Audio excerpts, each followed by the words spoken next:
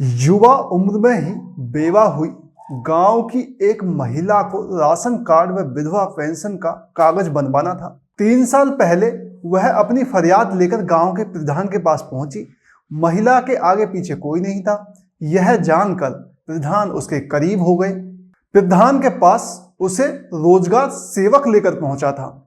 प्रधान ने महिला को सेक्रेटरी से मिलवाया।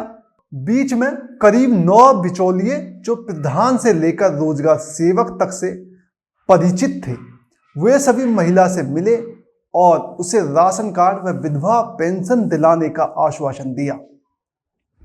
इन सभी 13 लोगों को महिला की मदद करते हुए एड्स हो गया। इन सबके एड्स की एक ही वजह है, रिश्वत। अगर आप में से किसी को भी रत्ती भर भ्रम हो कि भारत की तबीयत सुधर रही है, तो ये कहानी सुनने के बाद आपको बड़ा अफसोस होगा। नमस्कार, मेरा नाम है अमित सोलंकी और आज हम जो कहानी आपको बताने जा रहे हैं वो बिल्कुल सच्ची है। इस कहानी में गरीबों की मजबूरियां हैं, एक औरत की बेबसी है, समाज की हवस और भ्रष्टाचार है।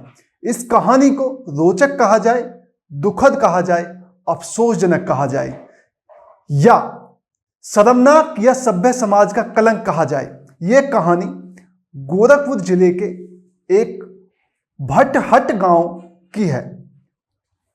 खबर मजबूरी से शुरू होती है। बात साल 2012 की है। एक 24 बरस की दुल्हन ब्याह कर इस गांव में आई थी। पति मुंबई में रहता था, वहां भिवंडी की धागा फैक्ट्री में नौकरी करता था।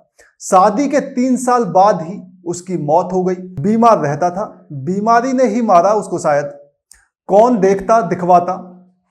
पति की मौत हो गई, कोई बच्चा हुआ नहीं था। मायके वाले भी मदद को आगे नहीं आए, मदद करने वाला भी कोई नहीं था। उसने सोचा कि राशन कार्ड और विधवा पेंशन मिल जाए तो बड़ी सहूलियत हो जाएगी। ये सब कैसे मिले, इसके लिए उसने एक जानकार से मदद मांगी। वो शख्स रोजगार सेवक था। रोजगार सेवक महिला को प्रधान के पास ले गया। प्रधान ने उसे सेक्रेटरी से मिलवाया। इन तीनों के अलावा 9 बिचौलिए भी मिले उसको। सबने मदद का वादा किया, कहा हम काम करा देंगे, बस थोड़ी रिश्वत दे दो।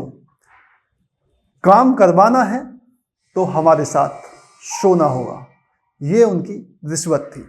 शायद उस औरत के पास ये ही एक चारा बचा हो, उसने संबंध बना लिया। ये सब करीब 3 साल तक चलता रहा। ये 13 लोग उससे रिश्वत लेते रहे, उसका शोषण करते रहे। फिर करीब 3 महीने पहले वो औरत बीमार हो गई। उसने प्रधान को बताया। प्रधान ने किसी नीम हकीम से इलाज करवा दिया, फायदा कुछ हुआ नहीं। फिर एक डॉक्टर के पास ले गया, खून की जांच हुई, पैथोलॉजी रिपोर्ट आई तो प्रधान के होश फख्ता हो गए। महिला को एड्स था। रिश्वत लेने वाले सभी लोगों पर जैसे 80 मन पानी गिरा। बीआरडी कॉलेज में दोबारा जांच कराई गई, वहां भी जांच का नतीजा वही आया। फिर इन सब रिश्वत लेने वालों ने एक एक करके अपनी जांच करवाई, उन सबको भी एड्स था। जब खून की जांच हुई तो मालूम चला कि उसे एड्स है।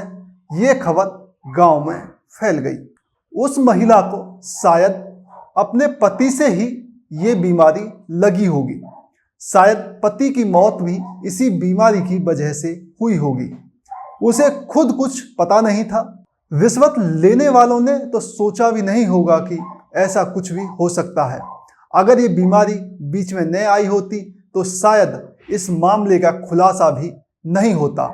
कोई भी नहीं जानता था कि एक अकेली औरत को राशन कार्ड और विधवा पेंशन जैसी जरूरी सरकारी मदद पाने के लिए कितनी बड़ी कीमत चुकानी पड़ती है।